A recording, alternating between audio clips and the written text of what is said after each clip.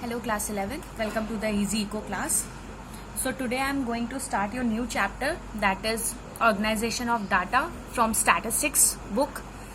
So अभी तक हमने collection of data पढ़ लिया था, introduction पढ़ लिया था. Now this is your second stage. हम stages पढ़ रहे थे ना डाटा कलेक्शन की, तो हमने पहले कलेक्शन ऑफ डाटा पढ़ा. अब हम ऑर्गेनाइजेशन ऑफ डाटा पढ़ेंगे. हमने 5 स्टेजेस पढ़ी थी ना इसकी. पहला था कलेक्शन, देन फिर था ऑर्गेनाइजेशन, फिर उसके बाद प्रेजेंटेशन, एनालिसिस. ये सारी स्टेजेस पढ़ी थी, उसी पे ही बेस्ड आपके चैप्टर्स हैं. ये हमारी सेकेंड स्टेज है, ऑर्गेनाइजेशन ऑफ डाटा. चलिए समझते हैं कि ऑर्गेनाइजेशन ऑफ डाटा होता क्या. ऑर्गेनाइजेशन मीन्स क्या होता है, किसी भी चीज को ऑर्गेनाइज वे में रखना. ठीक है, जैसे फॉर एग्जाम्पल मान लीजिए कि आपका एक रूम है, उसमें बहुत सारा इधर उधर सामान रखा हुआ है. ठीक है, पूरा सामान फैला हुआ है, तो उसको जब आप हर एक सामान को उसकी ही जगह पे अच्छे से प्रॉपर तरीके से रखते हो, उसे हम लोग क्या बोलते हैं, ऑर्गेनाइजेशन बोलते हैं. In a organized and mannered way, systematic way हम कह सकते हैं. ठीक है, ऑर्गेनाइजेशन को हम लोग सिस्टमैटिक वे भी कह सकते हैं. ठीक है, अब एक और एग्जाम्पल दे देती हूँ. आप लोगों ने कभी देखा होगा कबाड़ी वाला. ठीक है, कबाड़ी वाला अगर देखा होगा, कबाड़ वाला आप लोगों के घर पे भी आते होंगे कबाड़ लेने. तो जब हम उनको कबाड़ देते हैं तो वो क्या करते हैं कि हर एक चीज, प्लास्टिक की चीजों को अलग रखते हैं, अलग उसका बंडल बनाते हैं. न्यूज़पेपर्स का अलग बंडल बनाते हैं. जितनी भी ग्लास की चीजें होती हैं उसको अलग बनाते हैं. तो हर एक एक चीज को उन्हीं के ग्रुप में रखना, मीन्स सेम ग्रुप में, रिजेंबल्स वाले ग्रुप में रखना, उसे हम लोग क्या बोलते हैं, ऑर्गेनाइजेशन ऑफ डाटा. ठीक है, कि कांच की चीजें कांच वाले उसमें रखी हैं हमने कि ये अलग रखो. न्यूज़पेपर सारे न्यूज़पेपर की जगह पे रखो जहाँ पे सारे न्यूज़पेपर्स रहते हैं, और प्लास्टिक की चीजें प्लास्टिक वाले उसमें रखो. तो ये सारी क्या हैं, जो चीजें रिजेंबल करें, एक सेम रहें, उनको एक जगह पे ग्रुप बना के रखना, उसे हम लोग कहते हैं ऑर्गेनाइजेशन ऑफ डाटा. ठीक है, इसका बेस्ट एग्जाम्पल आपका यही है, कबाड़ी वाला का सबसे बेस्ट एग्जाम्पल दिया है मैंने. ठीक, अब समझो, एक और एग्जाम्पल से समझो. मान लो आप पोस्ट ऑफिस अगर कभी गए होगे आप लोग, तो पोस्ट ऑफिस में जितने भी एक जगह के पिन कोड होते हैं, देखो हर एक लेटर में पिन कोड जरूर होता है. तो जो लेटर्स जिस पिन कोड के जहाँ के होते हैं, पोस्टमैन क्या करता है, उन लेटर्स को ग्रुप में लगाता है. जैसे मान लीजिए फॉर एग्जाम्पल मान लो 208007 मेरे घर का पिन कोड है, मतलब मेरे एरिया का पिन कोड है. ठीक है, तो जितने 007 के लेटर्स होंगे वो एक ग्रुप में रखेगा, 008 के लेटर्स जितने भी होंगे वो एक ग्रुप में रखेगा. ऐसे इसको क्या बोलते हैं, ऑर्गेनाइज वे में रखना. मतलब सब रॉ डाटा के रूप में आता है, बट उसको जब हम लोग ऑर्गेनाइज वे में कर देते हैं तो उसे हम लोग कहते हैं organisation of data. I hope अब आप लोग समझ गए होंगे. पढ़ लेते हैं. Refers to the arrangement of data in such form that comparison of the mass of similar data may be facilitated and further analysis may be possible. क्या बोला गया है कि ये वो इसको क्या बोलते हैं कि ये वो अरेंजमेंट ऑफ डाटा है जिसमें सिमिलर डाटा जो होता है, मतलब सेम कैटेगरी के जो डाटा होते हैं, जैसे मैंने आपको बताया कि सेम पिन कोड के एक अलग ग्रुप में लेटर्स कर दिए जाते हैं, तो सेम कैटेगरी के डाटा को हम एक एक ग्रुप बना के रखते हैं फॉर फर्दर एनालिसिस करने के लिए. ऑर्गेनाइजेशन के बाद हमारा एनालिसिस ऑफ डाटा ही आएगा. फर्दर प्रोसेस करने के लिए उसे हम लोग क्या बोलते हैं, ऑर्गेनाइजेशन ऑफ डाटा. अब समझो ये रॉ डाटा क्या होता है. ठीक है, रॉ डाटा क्या होता है, the data which is unclassified और नॉट इन द ऑर्गेनाइज्ड वे. जो डाटा अनक्लासिफाइड वे में आता है, जैसे मान लीजिए हमने कलेक्शन ऑफ डाटा अभी तक पढ़ा था चैप्टर. कलेक्शन ऑफ डाटा में हम क्या करते थे, हम अपना इंफॉर्मेशन कलेक्ट करते थे. ठीक है, तो जो भी इंफॉर्मेशन मान लीजिए एक ग्रुप की है, मतलब जो भी इंफॉर्मेशन, जितनी भी हमने इंफॉर्मेशन कलेक्ट की हैं, उनको हम लोग ग्रुप वाइज में बांट लेंगे. तो जो अनक्लासिफाइड होती, मतलब जब हम डाटा कलेक्ट करके लाते हैं, वो कौन सा डाटा होता है, वो रॉ डाटा होता है, क्योंकि उसे अभी हमने एक ग्रुप्स में नहीं डिवाइड किया है. ठीक है, उसको ऑर्गेनाइज नहीं किया है। तो जो अनक्लासिफाइड और not in a organised way data होते हैं उसे हम लोग क्या बोलते हैं, रॉ डाटा बोलते हैं। ठीक है, रॉ डाटा समझ में आ गया। अब देखो, जब हम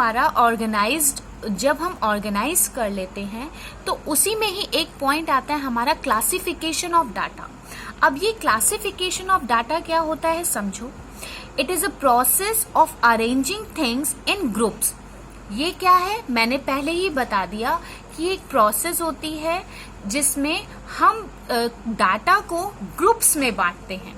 ठीक है, जैसे मैंने एक एग्जांपल दिया वही पोस्ट ऑफिस वाला या फिर कबाड़ी वाला, कि ग्लास वाली चीजें एक जगह, न्यूज़पेपर्स एक जगह और आपका प्लास्टिक्स एक जगह। तो जब हम लोग ग्रुप्स में बांटते हैं तो उसे हम क्या बोलते हैं, क्लासिफिकेशन ऑफ डाटा बोलते हैं, कि एक क्लास में बांट दिया हमने। फॉर एग्जांपल मान लीजिए कि मैंने 100 लोगों का वेट लिया। ठीक है, वेट किया कि मतलब मेरे एरिया में 100 लोग हैं, मैंने उनका वेट किया, मुझे इनका एवरेज वेट निकालना था, मैंने 100 लोगों का वेट किया। अब जो मैंने क्या किया, अब इसमें मैंने एक क्लास बना ली कि 5 से 10 किलो के जो हैं वो 10 लोग हैं। ठीक है, 10 से 15 के जो हैं वो 20 लोग हैं, 20 से 30 की लाइन में जो हैं वो 5 लोग हैं। ठीक है, तो ये जब हम ये इसमें बांट रहे हैं, इसको क्या बोलते हैं, ये हम क्लासिफाई कर रहे हैं। क्या कर रहे हैं, क्लासिफाई, कि ग्रुप्स में हम ले रहे हैं कि जो 5 से 10 किलो के लोग हैं वो 10 लोग हैं। ठीक है, 10 से 15 वाले 20 लोग हैं, 20 से 30 वाले 5 ही लोग हैं। तो ये हम क्या कर रहे हैं, ये क्लासिफाई कर रहे हैं, ग्रुप्स में हमने रख दिया कि 10 लोग इतने में आते हैं। ठीक है, तो इसको क्या बोलते हैं हम लोग, क्लासिफिकेशन ऑफ डाटा। ठीक है, पढ़ लेते हैं। It is a process of arranging things in groups of class according to their resemblance, जो मिलते जुलते हों। ठीक है, and gives expression to the unity of attributes that may exist among a diversity of the individuals. मतलब अलग अलग जो रॉ डाटा है हमारा, उसको हमने एक ग्रुप में बांट दिया, उसे क्या बोलते हैं हम, क्लासिफिकेशन ऑफ डाटा। ठीक, आई होप आप लोगों को समझ में आ गया होगा। नेक्स्ट है आपका ऑब्जेक्टिव्स ऑफ क्लासिफिकेशन। अब ये जो हम क्लासिफिकेशन कर रहे हैं, इसका मेन ऑब्जेक्टिव क्या है, आखिरकार हम क्यों क्लासिफाई कर रहे हैं, तो आइए पढ़ लेते हैं। डिस्टिंक्टिवनेस, हम डिफरेंसेस हटाने के लिए क्लासिफाई कर रहे हैं। ठीक है, मतलब हम जो रॉ डाटा है हमारा वो तो सब एक साथ होता है ना, तो जब हम उसको डिस्टिंक्ट वे में रखेंगे, मतलब हम अलग अलग करेंगे, तो हम आराम से पहचान पाएंगे कि अच्छा भाई ये इनका डाटा है, ये इस एरिया का डाटा है। मान लीजिए मैंने बोला कि 100 लोगों का वेट लेके आओ, जो मैंने यहाँ पे आपको बताया। तो यहाँ पे हम क्या मेन देखना चाहते हैं कि 10 लोग कौन सी क्लास से बिलोंग कर रहे हैं आपके। ठीक है, तो मेन मोटो हमारा ये है कि हमें पता लग जाता है। सिंप्लीफिकेशन एंड ब्रीफनेस, हमें ये डाटा सिंपल कर देता है और अच्छे से ब्रीफ कर देता है।